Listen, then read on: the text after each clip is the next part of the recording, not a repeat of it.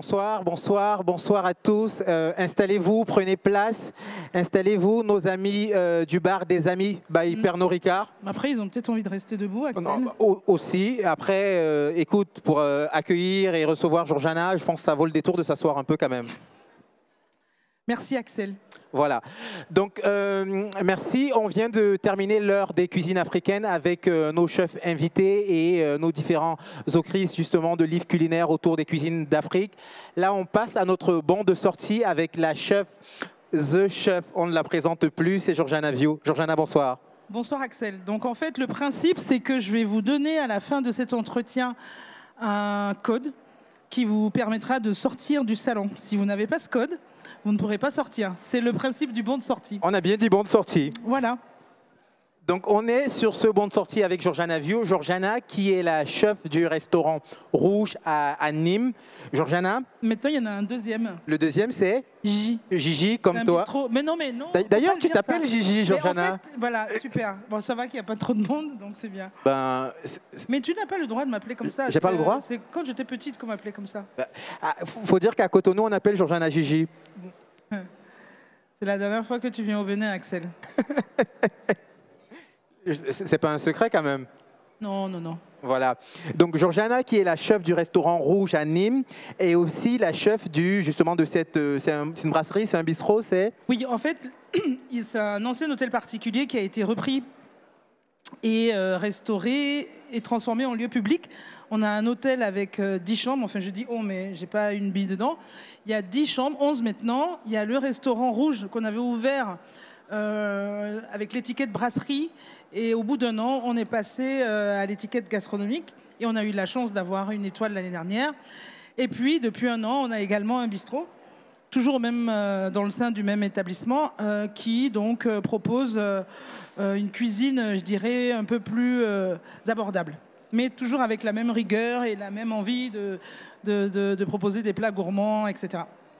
La même envie de proposer des plats gourmands. Moi, la question que j'ai envie de poser pour aller vraiment direct dans le vif du sujet, je veux savoir quel est l'ADN justement de cette cuisine-là dont tu parles.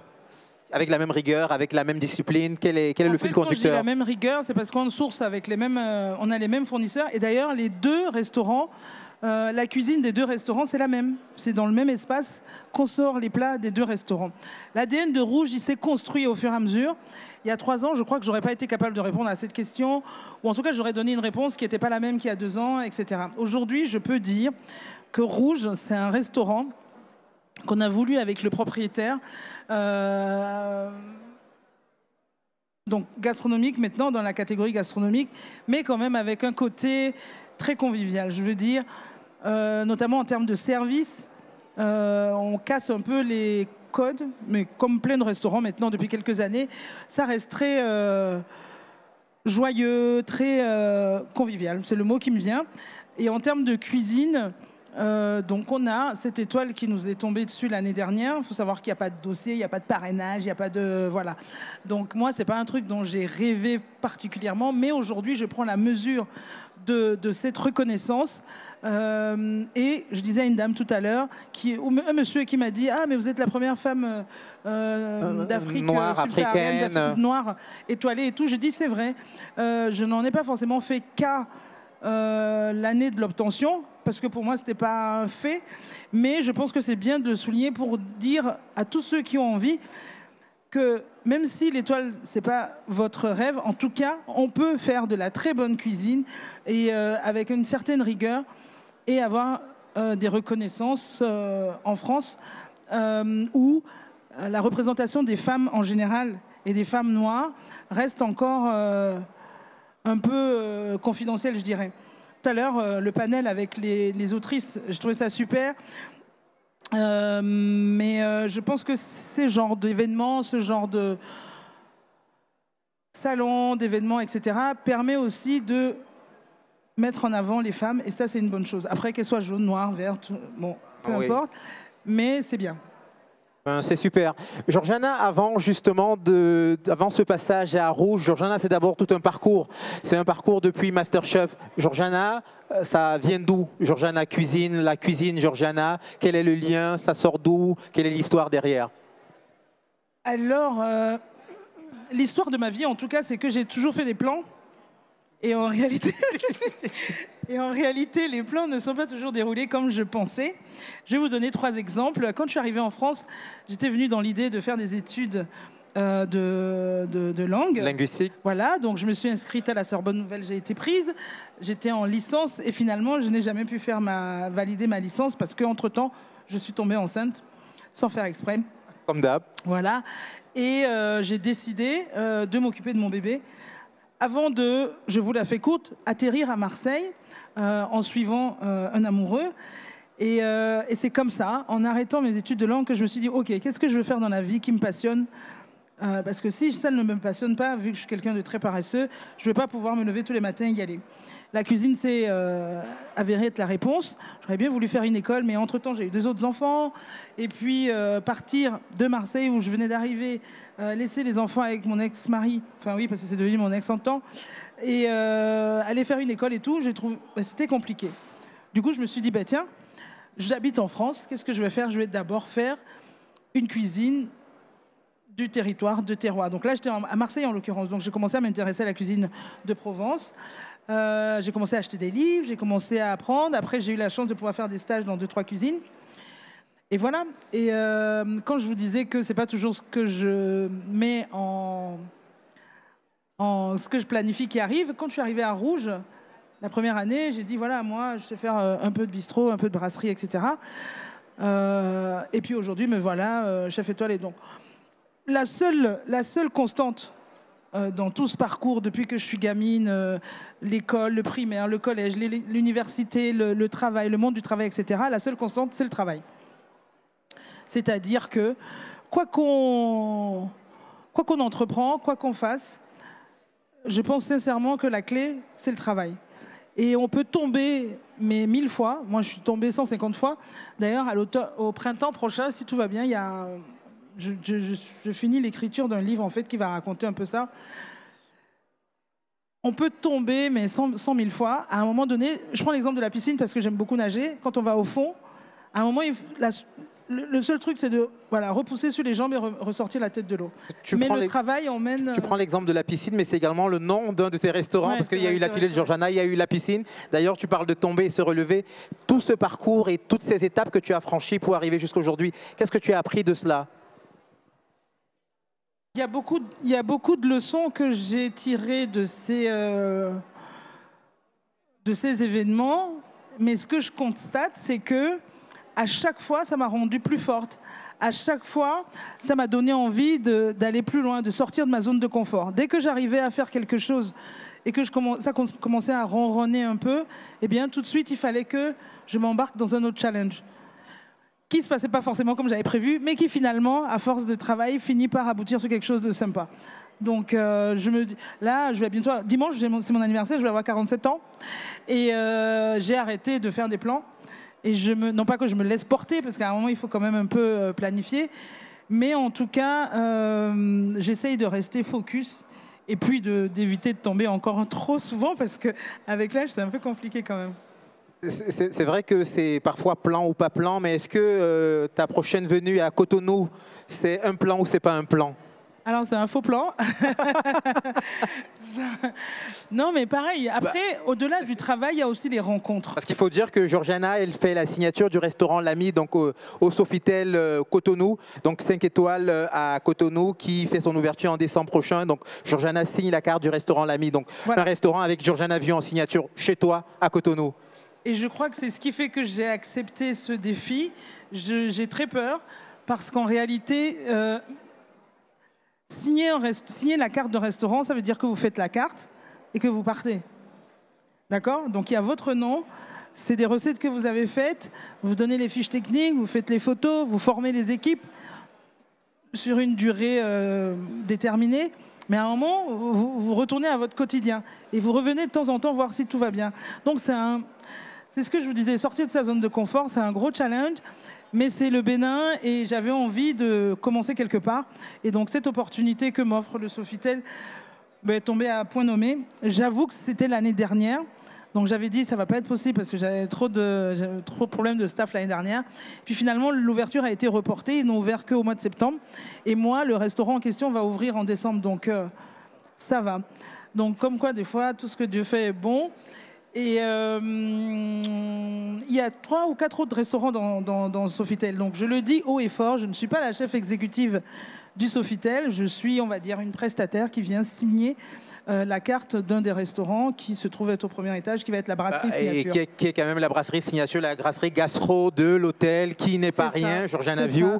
Il faut dire que lorsque tu aujourd'hui plébiscité, du moins demandé pour la signature de ce lieu, avant cela, il y a déjà eu un travail de reconnexion ou de connexion permanente avec ton territoire qui est le Bénin et notamment avec cet écosystème culinaire qui est Cotonou, ta ville qui t'a vu naître.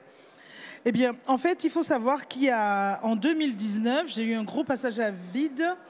Et quand ça a commencé à aller mieux, c'est quand j'ai fait une saison en Corse, où j'ai été reconnectée à la terre. Je ne sais pas comment vous expliquer ça, mais en Corse, il s'est passé quelque chose de très fort au-delà du travail.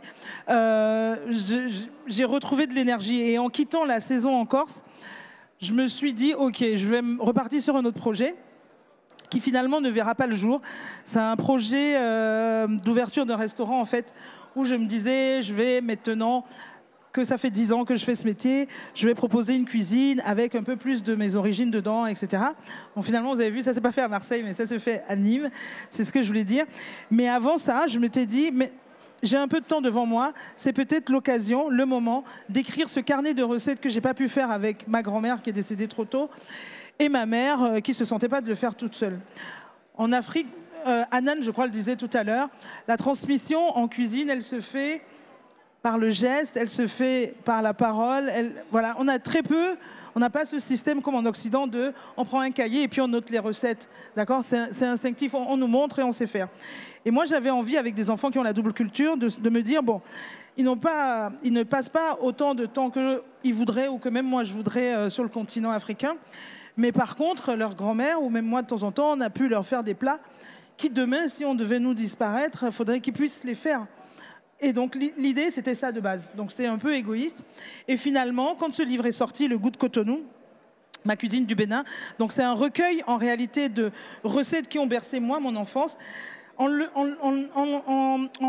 cherchant, enfin en listant les recettes, à un moment, je me suis dit, OK, j'ai fait le tour. Et en parlant avec des copines, en disant, bon, mais j'ai pensé à ça, ça, ça, ça et ça. Est-ce que tu vois autre chose? Il y en a plein. Elle m'a dit ça, l'autre m'a dit ça. Et j'ai réalisé la richesse, en fait, du patrimoine culinaire qu'on avait. Alors, je parle du Bénin, mais je sais que c'est le cas pour d'autres pays d'Afrique subsaharienne, entre autres, et de l'Afrique en général. Et je me suis dit, bon, OK, moi, je vais déjà faire ça.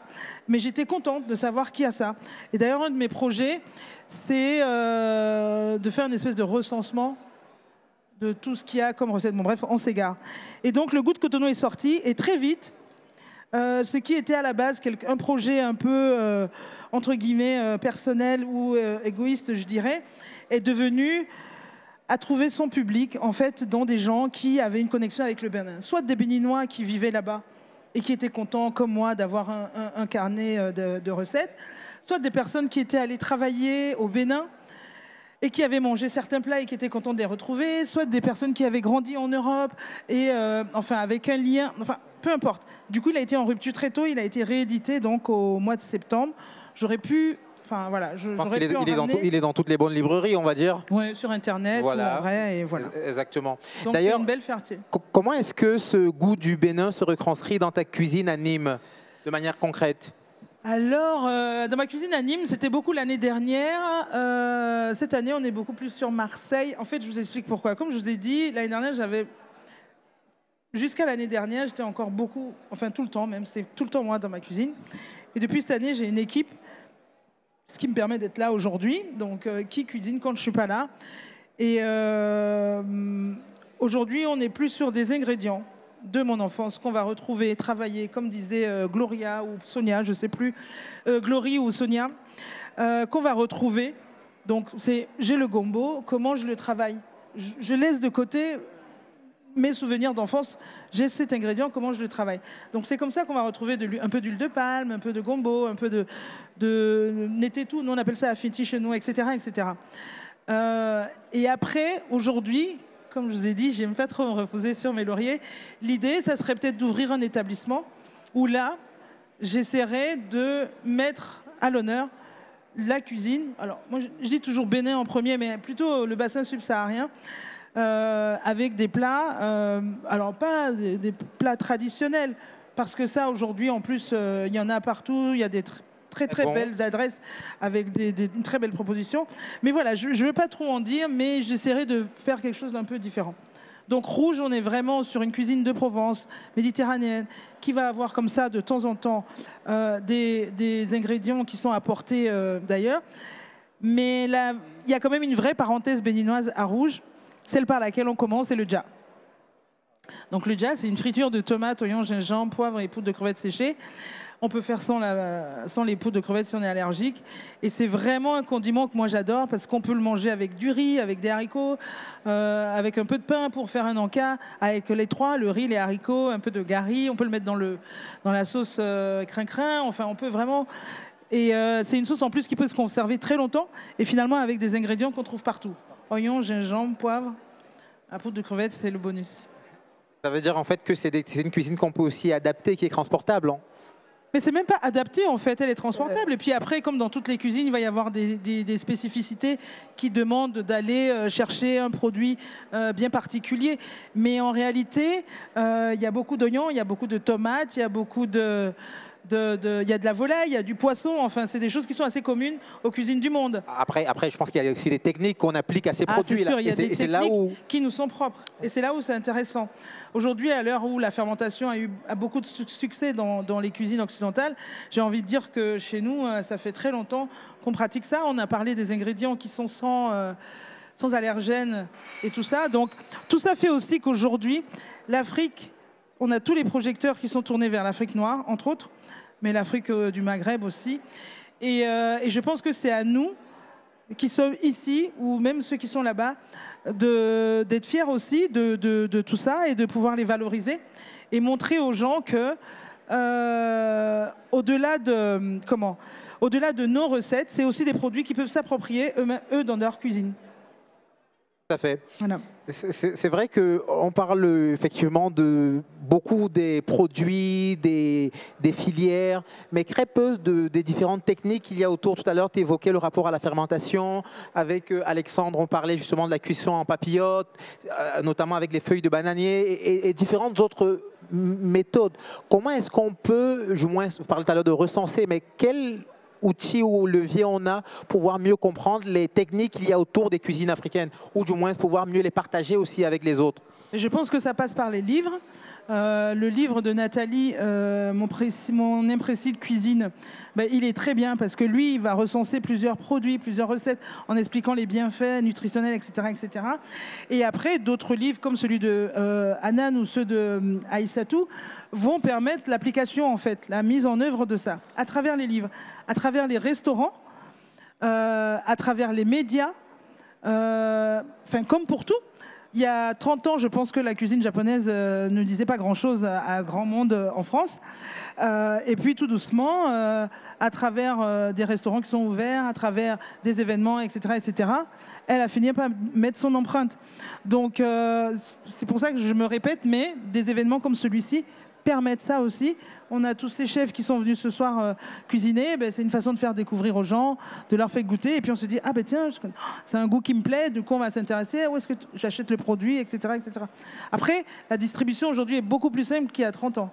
On a Internet, on a pas mal d'épiceries qui s'ouvrent, enfin en région parisienne en tout cas, c'est beaucoup plus facile, mais même chez nous en province, ça se fait quoi.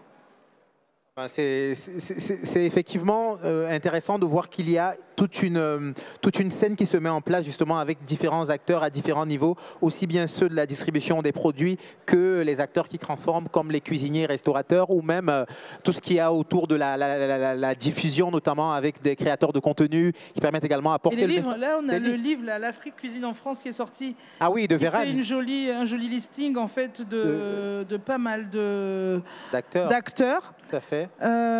Les cuisines africaines aussi contribuent à ça. L'événement qui a été fait au printemps aux Grandes Tables de la Friche Mais ça avait l'air de rien, mais quand même, c'est, je crois, plus d'une cinquantaine de chefs, ou en tout cas acteurs de de ce paysage afro ou afropéen, ou je ne sais pas comment on dit, qui se sont déplacés et qui se sont exprimés sur différents sujets. Donc moi j'y crois petit à petit. Et je suis fière d'en être. Ben, c'est sûr qu'on y croit tous. D'ailleurs, on prépare la prochaine édition des Rencontres des cuisines africaines et qu'on espère de tous nos voeux à Cotonou, au Bénin. Donc c'est chez toi.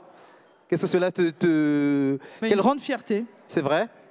Donc Georgiana avec le Bénin, tous au Bénin l'année prochaine, qui accueille la prochaine édition des Rencontres des cuisines africaines. Nous, on aura en tout cas plaisir d'y être et on pense effectivement qu'aujourd'hui, le rapport entre le développement des cuisines africaines en France, en Europe en général, et l'écho aussi que des acteurs comme toi et les autres ont sur le continent se nourrissent les uns et les autres. Quel regard tu portes justement sur l'impact ou du moins le lien que tu peux faire avec les autres acteurs cuisiniers sur le continent? Je vais être beaucoup plus précis. Cet été, on était au Bénin ensemble. On a bien vu qu'il y a également des acteurs comme Valérie Vinenfant, d'autres cuisinières, cuisiniers, chefs qui, sur le terrain, sont ambassadeurs de cette cuisine-là localement. Quel lien on peut entretenir avec ceux qui sont sur le continent?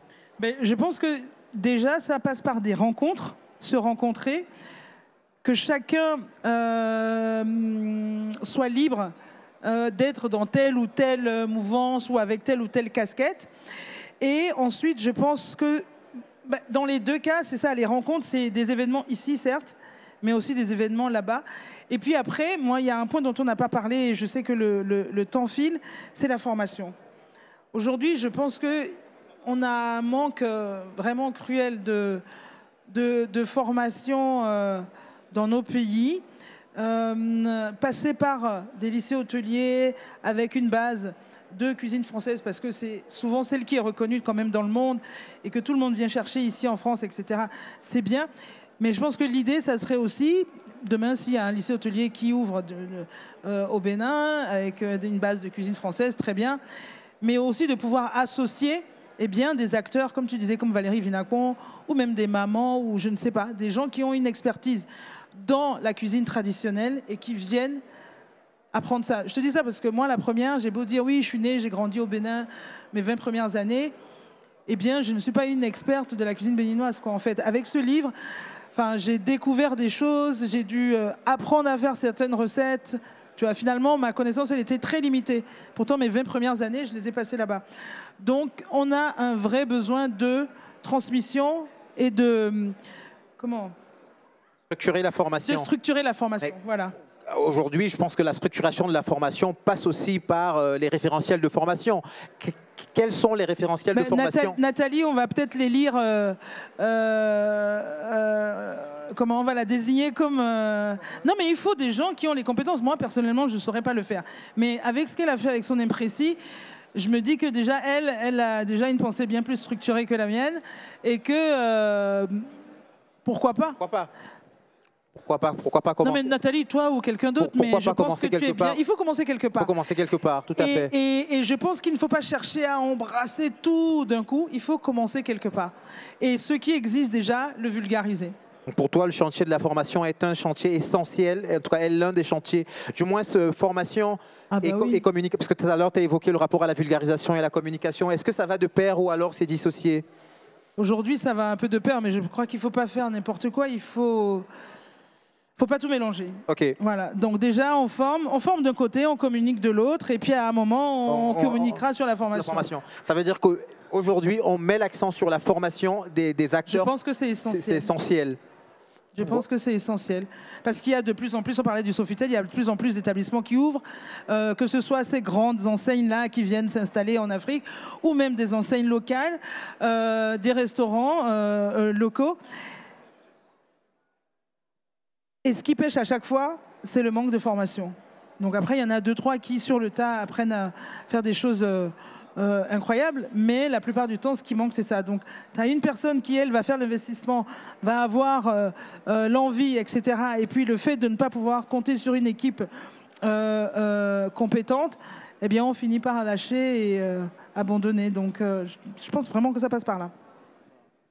On retient effectivement le rapport à la formation comme étant un point capital pour participer à faire émerger les cuisines africaines.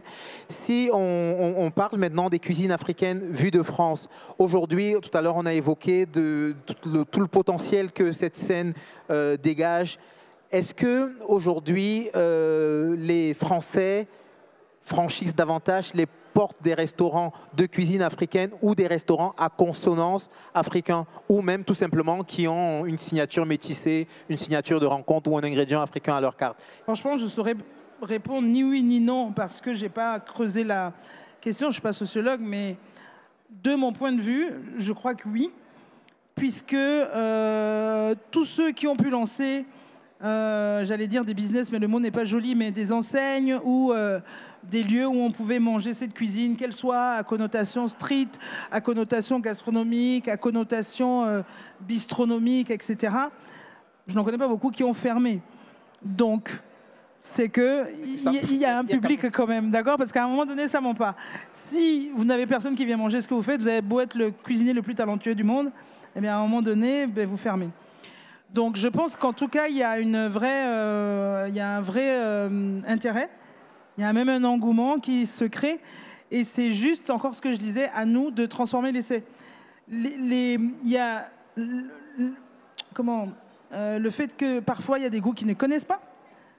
Parce que il y a 25 ans, quand moi je suis arrivée en France, tout le monde connaissait le poulet yassa, enfin tout le monde en tout cas. Quand on disait poulet yassa, quand on disait mafé, c'est toujours le cas aujourd'hui. Mais on sait tous que ça va au-delà du poulet yassa, du tchéboudienne et du mafé. Et donc, c'est le travail que nous faisons tous, chacun à notre échelle. Et moi, je pense que ça passe aussi vraiment par les recettes traditionnelles, c'est bien. Il faut les vulgariser, il faut les faire connaître. Les retravailler à sa sauce, c'est très bien. Mais c'est surtout, je pense, pour toucher ce public-là, prendre nos ingrédients et partir de cet ingrédient, oublier la recette traditionnelle et dire « Ah ben tiens, ben oui, je fais un gnocchi, oui d'accord, mais alors je vais apprendre à connaître le produit, ses vertus, ses capacités, etc. » Et comme ça, je dis « Ah ben tiens, là, je peux le travailler en gnocchi, je peux le travailler en galette. » Ah ben tiens, l'huile de palme, alors je goûte. Tiens, ben ça, je pense que je peux en mettre dans, je dis n'importe quoi, une meringue. Bon, je l'ai déjà fait. Des choses comme ça. Et ça, ben, meringue, ça parle. Gnocchi, ça parle. Et après, quand ils vont goûter, mais ça n'a pas le goût habituel, c'est de la courge. Ah non, c'est pas de la courge. C'est de la banane plantain. Ah, mais c'est quoi? C'est une huile d'olive, c'est une huile de pépins de raisin avec du fruit rouge. Non, c'est... etc., etc. Donc, je pense qu'il y a ces trois façons de faire qui peuvent être bien. Ça veut dire qu'il y a différentes écoles finalement. Il y a différentes écoles. Lorsqu'on parle des cuisines africaines au pluriel, mais il y a également différentes écoles au sein des cuisines africaines. Et là, on le voit avec comme les courants de pensée, comme les courants littéraires, donc voilà. avec les différentes expressions. Les quatre chefs qu'on avait, il n'y en a aucun qui était dans la même veine. Ouais. Oui, chacun avec une identité qui était singulière, et c'est ça qui est enrichissant, tout à fait. Donc nous, on est véritablement ravis de t'avoir eu cet après-midi pour le bon de sortie. Georgiana, qu'est-ce qu'on peut te souhaiter pour la suite? Ah, des genoux. Des joues, t'en as un tout petit peu quand même. Eh bien, de durer le plus longtemps possible pour voir ce que ça sera dans 10, 15, 20 ans, les cuisines africaines. Et ça, je ne te le fais pas dire. Hein. Parce que je dis ça, mais personne ne sait. On n'a pas notre date de sortie, justement. Donc, j'espère que dans 20 ans, je serai encore là et que je pourrai constater l'essor des cuisines africaines. C'est tout le mal qu'on te souhaite et qu'on nous souhaite. Merci beaucoup, Georgiana Viau. Georgiana Viau, c'est la chef du restaurant Rouge à Nîmes, une étoile au guide Michelin. Merci, Georgiana.